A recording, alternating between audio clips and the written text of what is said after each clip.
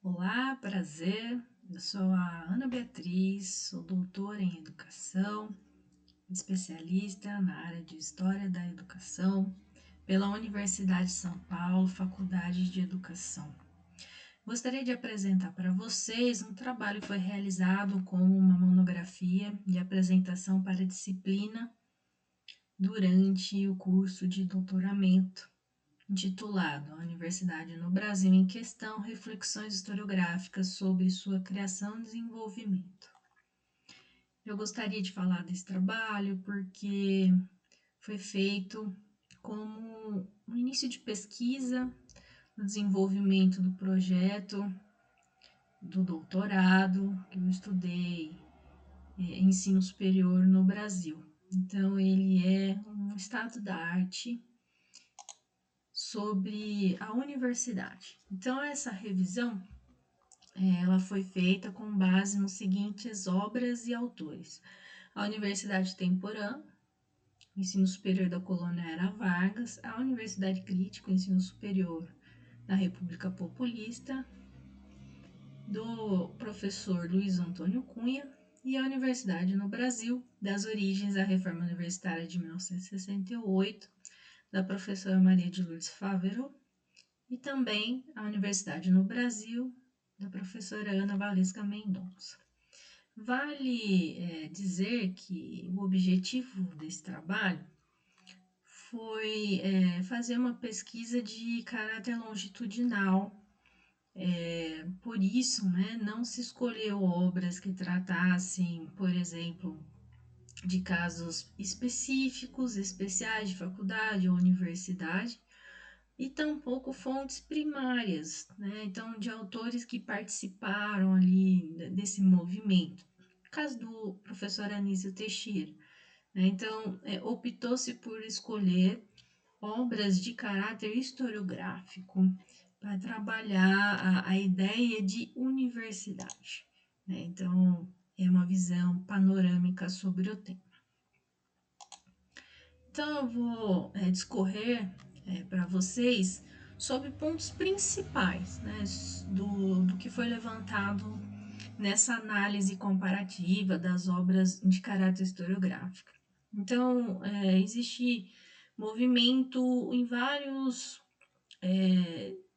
capitais brasileiras pró-universidade já na década de 1910 e 20, mas a gente está falando de um momento ainda de universidades consideradas universidades de vida curta, Elas não tiveram um prolongamento aí institucional por muito tempo, tanto de caráter privado quanto de caráter público. E era basicamente união de faculdades profissionais já pré-existentes. O que vai ser a novidade a partir da década de 20 e vai se concretizar na década de 30, vai ser um movimento pró-universidade. Eu vou usar o caso aqui emblemático da Universidade de São Paulo, no estado de São Paulo, e também da Universidade do Brasil e a Universidade do Distrito Federal, no Rio de Janeiro, que continham um núcleo diferente, algo que era criado no momento, que eram as faculdades de Filosofia, Ciências e Letras, ou Faculdade de Filosofia, Letras e Educação, que eram áreas consideradas de ciência pura e desinteressada, de pesquisa básica, não voltada, então, para a pesquisa, na verdade, para a formação, Não é nem pesquisa, para a formação profissional, Porque não tinha esse caráter ainda de pesquisa nas faculdades profissionais. Então, a grande novidade é essa, Então, a disputa estava em torno disso. E dessas faculdades, universidades que eu citei, a Universidade de São Paulo foi a que teve o seu prolongamento em termos de continuidade institucional. Então, dentro da historiografia, nós podemos dizer que ela foi a primeira universidade nesse formato, com a Faculdade de Filosofia, Ciências e Letras, que permaneceu ativa e é um conglomerado, né, de faculdades anteriores que já existiam no estado de São Paulo, Faculdade de Medicina, Direito e Politécnica, conjuntamente com a nova faculdade criada. A área de educação, ela ainda fica um pouco à margem, apesar de ser acoplada posteriormente à Universidade de São Paulo. Esse curso, ele demora um pouco para ser entendido, né, como uma área de pesquisa em si. Bom, enfim, a partir da década de 1950 e 60, houve uma expansão das universidades, né,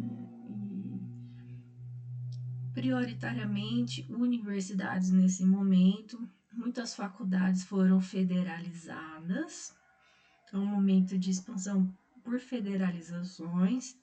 Isso provém da demanda propriamente do momento, né, do crescimento urbano brasileiro, da camada da classe média brasileira buscando alçar novos estados sociais e em termos de trabalho também, né, com a expansão do parque industrial brasileiro. Então, chegar até a universidade como uma formação específica para o mundo do trabalho. Movimentos estudantis e comunitários também fazem parte desse momento de valorização da educação e por busca de mais vagas, então maior acesso, né? Um ponto também a ser destacado é a questão da independência que vai se criando da área de exatas dentro dessas faculdades, né, que existiam dentro do seio da universidade. A área das exatas ela vai se tornando relevante em termos de investimento público. Tem uma questão também militar aí envolvida com o próprio projeto de nação que está sendo feito do Nacional Desenvolvimentismo.